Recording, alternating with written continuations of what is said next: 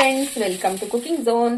ಇದು ನಮಗೆ ರುಚಿಕರವಾದ ಪುದೀನಾ ಫ್ಲೇವರ್ನ ಮುರ್ಮುರ ಮಾಡೋದನ್ನ ತೋರಿಸ್ಕೊಡ್ತೀನಿ. ಈ ಮುರ್ಮುರ ತಿನ್ನೋದಿಕ್ಕೆ ಗರಿ ಗರಿಯಾಗಿ ಬಹಳ ಚೆನ್ನಾಗಿರುತ್ತೆ. ಸಂಜೆ ನೀವು ಟೀ ಕಾಫಿ ಟೈಮ್ ನಲ್ಲಿ ಇದನ್ನ ಮಾಡ್ಕೊಂಡು ತಿನ್ಬಹುದು. ಅಷ್ಟೊಂದು ರುಚಿಯಾಗಿರುತ್ತೆ. ಈ ರೀತಿ ಗರಿ ಗರಿಯಾಗಿ ನೀವು ಮಾಡ್ಕೊಂಡು ತಿನ್ನೋದು ಮಕ್ಕಳಿಗೆ ಕೂಡ ತುಂಬಾ ಇಷ್ಟ ಆಗುತ್ತೆ. ನಿಮಗೆ ಈ ದಿನ ಈ ರೆಸಿಪಿಯನ್ನ ಮಾಡೋದನ್ನ ನಾನು ತೋರಿಸ್ಕೊಡ್ತೀನಿ. ನೀವು ಇದನ್ನ ಸಣ್ಣದಾಗಿ ಈರುಳ್ಳಿಯನ್ನ ಕಟ್ ಮಾಡಿ ಅದಕ್ಕೆ ಕ್ಯಾರೆಟ್ ತುರಿ ಕೊತ್ತಂಬರಿ ಸೊಪ್ಪನ್ನ ಮಿಕ್ಸ್ ಮಾಡಿ ಚಾಟ್ ರೀತಿ ಕೂಡ ಇದಕ್ಕೆ ಮಿಕ್ಸ್ ಮಾಡ್ಕೊಂಡು ತಿನ್ಬಹುದು. ಬಹಳ ರುಚಿಯಾಗಿರುತ್ತೆ. ಚಾಟ್ಸ್ ಅನ್ನ ತಿನ್ನೋದಕ್ಕೆ ಹೊರಗಡೆ ಹೋಗಬೇಕಾಗಿಲ್ಲ. ನೀವು ಮನೆಯಲ್ಲೇ ಈ ರೀತಿ ಫ್ಲೇವರ್ಡ್ ಫುಲ್ ಆಗಿ ಮಾಡ್ಕೊಂಡು ಮನೆಯಲ್ಲೇ ರುಚಿಯಾಗಿ ತಿನ್ನಿ. ಮೊದಲಿಗೆ ನಾನು ಒಂದು 5 ಹಸಿಮೆಣಸಿನಕಾಯಿನ ಹಾಕೊಳ್ತಾ ಇದ್ದೀನಿ. ಖಾರವನ್ನ ನೋಡಿಕೊಂಡು ನಿಮಗೆ ಎಷ್ಟು ಬೇಕೋ ನೀವು ಅಷ್ಟನ್ನ ಹಾಕೋಬಹುದು. ಸ್ವಲ್ಪ ಪುದೀನ ಸೊಪ್ಪು, ಸ್ವಲ್ಪ ಕೊತ್ತಂಬರಿ ಸೊಪ್ಪು. ಇದಕ್ಕೆ ನೀರೇನು ಹಾಕೋದು ಬೇಡ. ಹಾಗೆ ಲಿಡನ್ನ ಮುಚ್ಚಿ ರುಬ್ಕೊಳ್ಳೋಣ. ಈಗ ಪೇಸ್ಟ್ ಆಗಿದೆ. ಈಗ ನಾನು ಸ್ಟವ್ ಅನ್ನು ಆನ್ ಮಾಡಿ ಬಾಣಲೆಯನ್ನ ಇಟ್ಕೊಂಡಿದ್ದೀನಿ. ಇದಕ್ಕೆ ನಾವು 1 2 ರಿಂದ 3 ಟೀ ಸ್ಪೂನ್ ಅಷ್ಟು ರಿಫೈಂಡ್ ಆಯಿಲ್ ಅನ್ನು ಹಾಕೊಳ್ಳೋಣ. ಎಣ್ಣೆ ಸ್ವಲ್ಪ ಬಿಸಿಯಾದ ನಂತರ ನಾವು ಕಡಲೆ ಬೀಜವನ್ನು ಹಾಕೊಳ್ಳೋಣ. ಕಡಲೆ ಬೀಜವನ್ನ ಫ್ರೈ ಮಾಡ್ಕೊಳ್ಳೋಣ. ಸ್ವಲ್ಪ ಫ್ರೈ ಮಾಡಿದ ನಂತರ ನಾವು ಕರಿಬೇವನ್ನ ಹಾಕೊಳ್ಳೋಣ.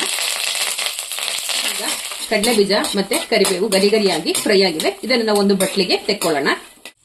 ಮತ್ತೆ ಇದೇ ಬಾಣಲೆಗೆ ನಾನು ಸ್ವಲ್ಪ ಎಣ್ಣೆಯನ್ನು ಹಾಕೋತಾ ಇದ್ದೀನಿ. ಇದಕ್ಕೆ ನಾವು ಮಾಡಿರುವಂತ ಪುದೀನ ಮತ್ತೆ ಕರಿಬೇವಿನ ಪೇಸ್ಟ್ ಅನ್ನ ಸೇರಿಸ್ಕೊಳ್ಳೋಣ. ಸಿಮ್ನಲ್ಲಿ ಇಟ್ಕೊಂಡು ಚೆನ್ನಾಗಿ ಫ್ರೈ ಮಾಡ್ಕೊಳ್ಳೋಣ. ಇದನ್ನ ಸಿಮ್ನಲ್ಲಿ ಇಟ್ಟುಕೊಂಡು ಹುರಿಯುವಾಗ ಮುದ್ದೆ ಆಗಿರುವಂತಹ ಪೇಸ್ಟ್ ಈ ರೀತಿ ಬಿಡಿ ಬಿಡಿ ಆಗೋವರೆಗೂ ನಾವು ಅದನ್ನ ಫ್ರೈ ಮಾಡ್ಕೋಬೇಕು. ನಂತರ ಈಗ ನಾವು ಪುರಿಯನ್ನ ಸೇರಿಸ್ಕೊಳ್ಳೋಣ. ಉಪ್ಪಿನ ಪುರಿಯನ್ನ ತಗೊಂಡಿದ್ದೀನಿ. ನೀವು ಸಪ್ಪೆ ಪುರಿಯನ್ನ ತಗೊಂಡ್ರೆ ಉಪ್ಪನ್ನ ಸೇರಿಸ್ಕೋಬೇಕಾಗುತ್ತೆ. ಇದನ್ನ ನಾವು ಚೆನ್ನಾಗಿ ಅದು ಕೋಟ್ ಆಗೋವರೆಗೂ ಫ್ರೈ ಮಾಡ್ಕೊಳ್ಳೋಣ. ಸ್ವಲ್ಪ ಫ್ರೈ ಮಾಡಿದ ನಂತರ ನಾನು ಎಣ್ಣೆನ ಸ್ವಲ್ಪ ಕಡಿಮೆ ಹಾಕೊಂಡಿದ್ದೀನಿ. ಮಧ್ಯದಲ್ಲಿ ನಾನು 1 2 ಸ್ಪೂನ್ ಅಷ್ಟು ತುಪ್ಪವನ್ನ ಇದಕ್ಕೆ ಸೇರಿಸ್ಕೊತಾ ಇದ್ದೀನಿ. ಅರೋಮಾ ಅಂತೂ ಬಹಳ ಚೆನ್ನಾಗಿರುತ್ತೆ. ನೀವು ಆದಷ್ಟು ಸಣ್ಣ ಊರಿನಲ್ಲೇ ಇಟ್ಕೊಂಡು ಫ್ರೈ ಮಾಡ್ಕೋಬೇಕಾಗುತ್ತೆ. ಈಗ ಬುರ್ಗು ಎಲ್ಲ ಗರಿ ಗರಿ ಆದ ನಂತರ ನಾವು ಮೊದಲೇ ಫ್ರೈ ಮಾಡಿ ಇಟ್ಕೊಂಡಿರುವಂತಹ ಕಡಲೆ ಬೀಜ ಮತ್ತೆ ಕರಿಬೇವಿನ ಮಿಶ್ರಣವನ್ನ ಇದಕ್ಕೆ ಹಾಕೊಂಡು ಒಮ್ಮೆ ಮಿಕ್ಸ್ ಮಾಡ್ಕೊಂಡು ಸರ್ವಿಂಗ್ ಪ್ಲೇಟ್ಗೆ ತೆಕ್ಕೊಳ್ಳೋಣ. ಎಲ್ಲವನ್ನ ಮಿಕ್ಸ್ ಮಾಡ್ಕೊಂಡ ನಂತರ ನಾನು ಸರ್ವಿಂಗ್ ಬೌಲ್ಗೆ ತೆಕ್ಕೋತಾ ಇದ್ದೀನಿ. ನಿಮ್ಗೆ ಇಷ್ಟ ಇದ್ರೆ ಇದಕ್ಕೆ ನೀವು ಬೆಳ್ಳುಳ್ಳಿಯನ್ನ ಜಜ್ಜಿ ಕೂಡ ಫ್ರೈ ಮಾಡಿ ಸೇರಿಸ್ಕೋಬಹುದು. ನಿಮ್ಮ ರುಚಿಗೆ ಹೇಗೆ ಬೇಕೋ ನೀವು ಆ ರೀತಿ ಮಾಡ್ಕೋಬಹುದು. ಈಗ ಅದನ್ನು ನಾನು ಸರ್ವಿಂಗ್ ಪ್ಲೇಟ್ಗೆ ತೆಕ್ಕೊಳ್ತೀನಿ. ಈಗ ರುಚಿಕರವಾದ ಪುದೀನಾ ಫ್ಲೇವರ್ಡ್ ಮುರ್ಮುರ ರೆಡಿ ಆಗಿದೆ. ಇದನ್ನ ನೀವು ಯಾವ ರೀತಿ ಬೇಕಾದ್ರೂ ತಿನ್ಬಹುದು.